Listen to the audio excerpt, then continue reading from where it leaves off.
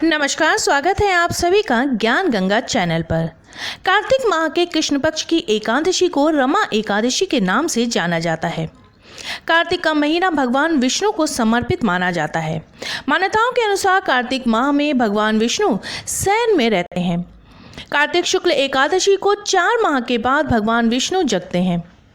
इसके अलावा रमा एकादशी का संबंध माता लक्ष्मी से भी है। माता लक्ष्मी का एक अन्य नाम रमा है, इसलिए इस एकादशी को रमा एकादशी के नाम से जाना जाता है।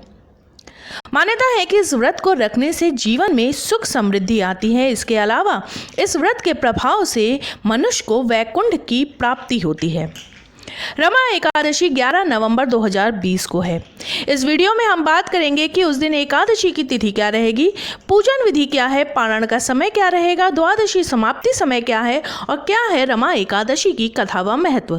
तो चलिए शुरू कर लेते हैं वीडियो को। लेकिन वीडियो शुरू करने से पहले अगर आप मेरे चैनल पर नए हैं और अभी तक आपने इसे सब्सक्राइब नहीं किया है तो आगामी एकादशी तिथियों की जानकारी प्राप्त करने के लिए आज ही मेरे चैनल को सब्सक्राइब कर ले, साथ में बेल आइकन को प्रेस कर दे ताकि आपको मेरे वीडियोस की नोटिफिकेशन मिलते रहे। वीडियो अच्छा लगे तो उसे लाइक और शेयर करना बिल्कुल ना भूले। तो चलिए शुरू कर लेते हैं आज का वीडियो। रमा एकादशी व्रत की पूजन विधि इस प्रकार है। एकादशी के दिन व्रती को सुबह स्नान आदि से निवृत्त होकर स्वच्छ वस्त्र धारण करने चाहिए और व्रत का संकल्प लेना चाहिए। एकादशी का व्रत आप निर्जला भी कर सकते हैं। इसके पश्चात घर के मंदिर में भगवान विष्णु की प्रतिमा को स्थापित कर ले। भगवान विष्णु की प्रतिमा को तुलसी दल, फल, फूल और नैवेद्य अर्पित करें। अब भगवान विष्णु की आरती को उतारे और घर के सभी सदस्यों में प्रसाद को वितरित कर दे। माँ लक्ष्मी का दूसरा नाम रमा है। यही कारण है कि इस एकादशी में भगवान विष्णु के साथ माँ लक्ष्मी की भी पूजा अर्चना की जाती है। इस दिन घर में सुंदर कांड का आयोजन करना शुभ माना जाता है। रात के समय सोना नहीं चाहिए बल्कि जागरण कर भजन कीर्तन करना चाहिए। अगले दिन पारण के समय किसी ब्राह्मण या गरीब को अपनी सामर्थ्य अनुसार भोजन कराएं और दक्षिणा देकर विदा करें। इसके बाद अन्न और जल को ग्रहण कर व्रत का पारण करें। रमा एकादशी वर्ष 2020 में 11 नवंबर 2020 दिन बुधवार को है। एकादशी तिथि का प्रारंभ होगा 11 नवंबर की सुबह 3:22 पर, समाप्ति होगी रात के 12:40 पर। पारण का समय रहेगा 12 नवंबर 2020 दिन गुरुवार को सुबह 6:42 से 8:51 तक। पारण का कुल समय रहेगा 2 घंटे 9 मिनट का। द्वादशी समाप्ति का समय रहेगा 12 नवंबर 2020 दिन गुरुवार को रात के 9:30 पर। रमा एकादशी की कथा के अनुसार प्राचीन काल में मुचुकुंद नाम का एक राजा था। उसकी इंद्र के साथ मित्रता थी और साथ ही यम, कुबेर, वरुण और विभीषण भी उसके मित्र थे। राजा बड़ा धार्मिक, विष्णु भक्त और न्याय के साथ राज करता था। उस राजा की एक कन्या थी जिसका नाम चंद्रभागा था। उस कन्या का विवाह चंद्रसेन के पुत्र शोभन के साथ हुआ था।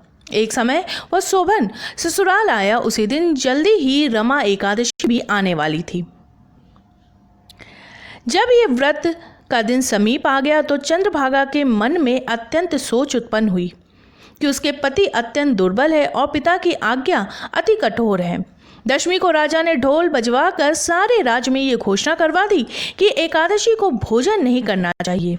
ढोल की घोषणा सुनते ही शोभन को अत्यंत चिंता हुई और अपनी पत्नी से कहा कि हे प्रिय, अब क्या करना चाहिए? मैं किसी प्रकार भी भूख सहन नहीं कर सकूंगा। ऐसा उपाय बताओ कि जिससे मेरे प्राण बच सके, अन्यथा मेरे प्राण अवश्य चले जाएंगे। चंद्रभागा कहने लगी, हे स्वामी, मेरे पिता के राज में एकादशी के दिन कोई भी भोजन नहीं करता। हाथी, घोड़ा, ऊंट, बिल्ली, गौ आदि भी अन्न, जल आदि ग्रहण नहीं कर सकते। फिर मनुष्य का तो क्या कहना ही है। यदि आप भोजन करना चाहते हैं तो किसी दूसरे स्थान पर चले जाइए, क्योंकि यदि आप यहाँ रहना चाहते हैं तो आपको अवश्य व्रत करना पड़ेगा। ऐसा सुनकर शोभन कहने लगा, हे प्रिय, मैं अवश्य व्रत करूँगा, जो भाग में होगा वो देखा जाएगा। इस प्रकार से विचार कर शोभन ने व्रत रख लिया और वह भूख व प्यास से अत्यंत पीड़ित होने लगा। जब सूर्य नारायण अस्त हो गए और रात्रि को जागरण का समय आया तो वैष्णवों को अत्यंत हर्ष देने वाला था, परंतु शोभन के लिए अत्यंत दुखदायी हुआ। प्रातःकाल होते शोभन के प्राण निकल गए। तब राजा ने सुगंधित काष्ठ से उसका दाह संस्कार करवाया। शोभन की अंत्येष्टि क्रिया के बाद अपने पिता के घर में ही रहने लगी। रमा एकादशी के प्रभाव से शोभन को मंदराचल पर्वत पर धन धान्य से युक्त तथा शत्रुओं से रहित एक सुंदर देवपुर प्राप्त हुआ। वो अत्यंत सुंदर रत्न और जटिल स्वर्ण के खंभों पर निर्मित अनेक प्रकार की मणियों से सुशोभित भवन में बहुमूल्य वस्तु, आभूषण तथा विभूषित गंधर्व और अप्सराओं से युक्त सिंहासन पर ऐसा शोभामान होता था मानो दूसरा इंद्र विराजित हो। एक समय मुचुकंद नगर में रहने वाला एक सोम शर्मा नामक ब्राह्मण तीर्थ यात्रा करता हुआ घूमता फिरता उधर जा निकला और उसने शोभन को पहचान कर कहा कि ये तो राजा का जमाई शोभन है। उसके निकट गया। शोभन भी उसे पहचान कर अपने आसन से उठकर उसके पास आया और प्रणाम करके कुशल प्रश्न किया। ब्राह्मण ने कहा कि राजा मुचुकंद और उसकी पत्नी कुशल से है। नगर में भी सब प्रकार से कुशल है, परंतु हे राजन, हमें आश्चर्य हो रहा है कि आप अपना वृतांत कहिए कि ऐसा सुंदर नगर जो ना कभी देखा ना सुना आपको कैसे प्राप्त हुआ। तब शोभन बोला कि कार्तिक कृष्ण की रमा एकादशी का व्रत करने से मुझे ये नगर प्राप्त हुआ, परंतु ये अस्थिर है। ये स्थिर हो जाए ऐसा उपाय कीजिए। ब्राह्मण कहने लगा कि हे राजन, ये स्थिर क्यों नहीं है और कैसे स्थिर हो सकता है, आप बताइए, फिर मैं अवश्य उपाय करूँगा। ऐसी मेरी इस बात को आप मिथ्या ना समझिए। शोभन ने कहा, मैंने इस व्रत को श्रद्धा रहित होकर किया है, अतः ये सब कुछ अस्थिर है। यदि आप मुचुकुंद की कन्या चंद्रभागा को ये सब वृतांत कहे तो ये स्थिर हो सकता है। चंद्रभागा कहने लगी, हे विप्र, तुम मुझे वहाँ ले चलो, मुझे पति के दर्शन की तीव्र लालसा है। मैंने अपने किए हुए पुण्य से उस नगर को स्थिर बना दूंगी। आप ऐसा कार्य कीजिए जिससे उनका हमारा संयोग हो, क्योंकि वियोगी को मिला देना महान पुण्य है। ये बात सुनकर ब्राह्मण चंद्रभागा को लेकर मंदराचल पर्वत के समीप वामदेव ऋषि के आश्रम पर गया। वामदेव ने सारी बात सुनकर वेद मंत्रों के उच्चारण से चंद्रभागा का अभिषेक कर दिया। तब ऋषि के मंत्र के प्रभाव और एकादशी के व्रत से चंद्रभागा का शरीर दिव्य हो गया और वो दिव्य गति को प्राप्त हुई।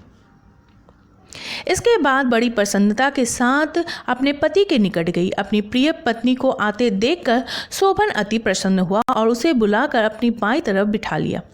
चंद्रभागा कहने लगी, हे प्राणनाथ, आप मेरे पुण्य हो को ग्रहण कीजिए। अपने पिता के घर जब मैं 8 वर्ष की थी तब से विधिपूर्वक एकादशी के व्रत को श्रद्धा पूर्वक करती रही हूँ। इस पुण्य के प्रताप से आपका ये नगर स्थिर हो जाएगा और समस्त कर्मों से युक्त होकर प्रलय के अंत तक रहेगा। इस प्रकार चंद्रभागा ने दिव्य आभूषणों और वस्त्रों से सुसज्जित होकर अपने पति के साथ आनंद पूर्वक रहने लगी। मेरे वीडियो में अंत तक बने रहने के लिए आपका बहुत बहुत धन्यवाद। फिर मिलेंगे किसी नए वीडियो के साथ।